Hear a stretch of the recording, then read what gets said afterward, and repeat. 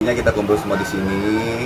Saya dengan kuasa hukum saya dari Yara, di sana ada Pak Mirza, Pak Rizal, Pak Sanja ini membantu saya banget untuk persoalan perdata ini.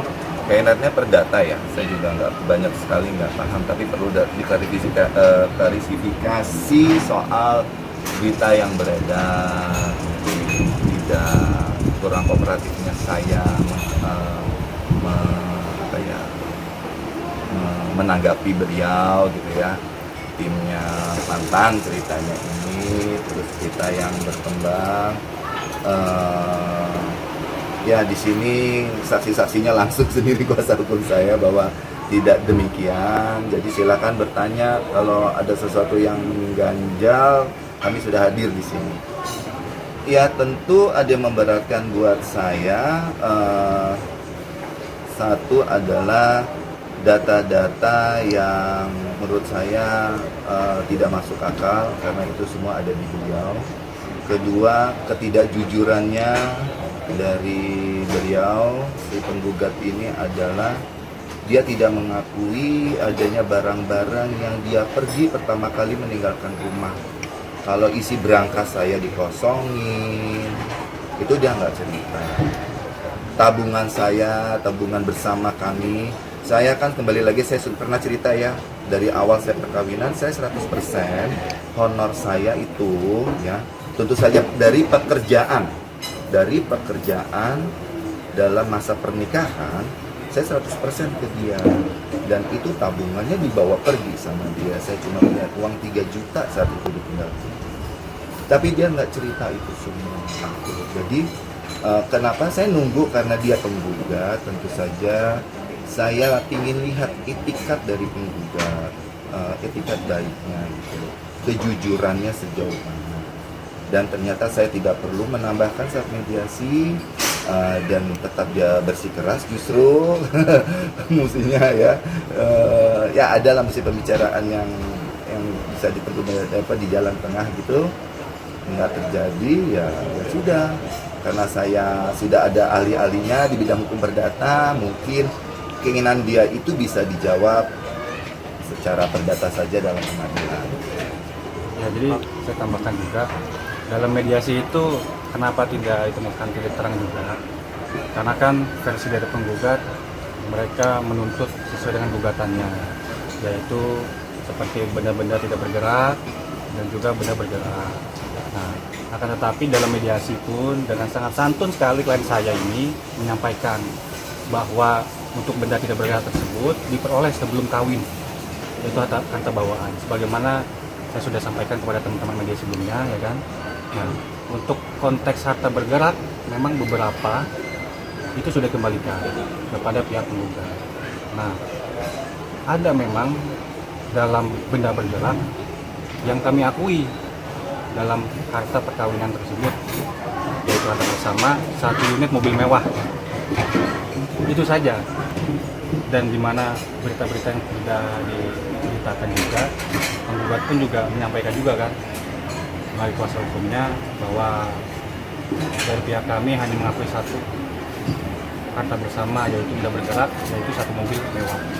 Begitu. Nah, artinya klien saya fair bahwa dalam konteks perkawinan pasti kan ada harta bersama, dan mungkin tidak ada harta bersama.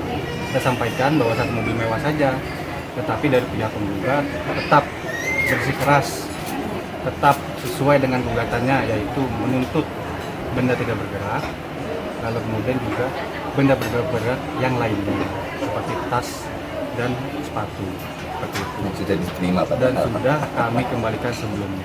Tentunya ini dalam konteks mediasi kan tidak ada bukti menunjukkan langsung surat segala macam atau saksi. Nah, nanti di dalam agenda pembuktian surat dan saksi, di mana nanti itu dilakukan pada tanggal 19 Agustus 2020 ya sekitar jam 9 lah. Nah, situlah nanti kita akan lihat bukti-bukti dari penggugat apakah benar, ya kan, sesuai dengan yang dia tuntut bahwa benar tidak bergerak tersebut. Apakah benar dari penggugat itu memang adalah harta bersama, bahwa kami yakini itu bukan harta bersama untuk benda tidak bergerak.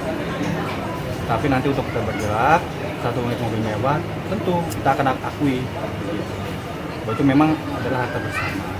Sehingga dari apa yang disampaikan dari klien saya adalah ini dan juga dari pihak penggugat yaitu Salim Marwah kita bersikeras masing-masing, sehingga akhirnya dari mediator non hakim Pak Azam menyampaikan bahwa memang mediasi ini tidak dapat dilakukan. Tapi terbuka ruang juga bagi kami dari tergugat yang dibuat ini, ya, terbuka. Ayo, kalau memang dari pihak penggugat setuju bahwa yang kita akui adalah satu unit mobil mewah, ya kan, kita bisa damaikan ini di luar dalam sidang, bisa juga. Karena atas dasar dari saran majelis hakim bahwa ruang perdamaian tersebut terbuka, mau di dalam pengadilan atau di luar pengadilan. Jadi agenda sidang hari ini adalah penyampaian hasil mediasi sebelumnya yang telah dilakukan pada hari Jumat 17 Juli 2020. Nah, sesuai dengan peraturan Mahkamah Agung tentang mediasi, itu para pihak, artinya Atta Warissyah dan Salim Marwah, itu wajib hadir memang, dan itu telah dilakukan. Nah, hari ini adalah penyampaian hasil mediasi bahwa mediasi itu gagal.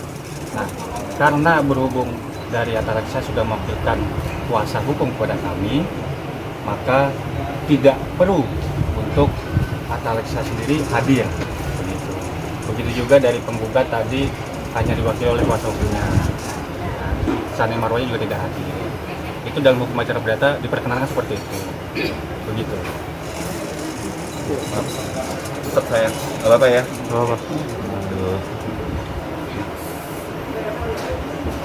untuk selanjutnya tadi dari majelis hakim menentukan tanggal-tanggal untuk agenda persidangan yang selanjutnya. Yang pertama adalah agenda jawaban. Jawaban itu adalah agenda dari kami selaku tergugat untuk membantah terkait dengan gugatan yang diajukan oleh penggugat. Itu tadi ditentukan oleh majelis hakim minggu depan, dan itu dilakukan melalui sidang e-court. Artinya nanti kita dari hasil jawabannya itu kita upload melalui sistem. Jadi artinya tidak ada tatap muka lebih dulu.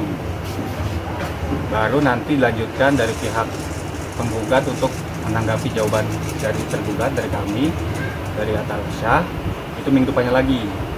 Dan setelah replik, kasih kesempatan lagi 1 minggu lagi berikutnya dari kami tergugat untuk menjawab duplik. Nanti kita tatap muka lagi dalam persidangan tanggal 19 Agustus. Agenda pembuktian. Ya, biasanya dalam praktek hukum acara perdata nanti dari pihak penggugat dulu yang akan membuktikan gugatannya, karena ada yang mengajukan begitu.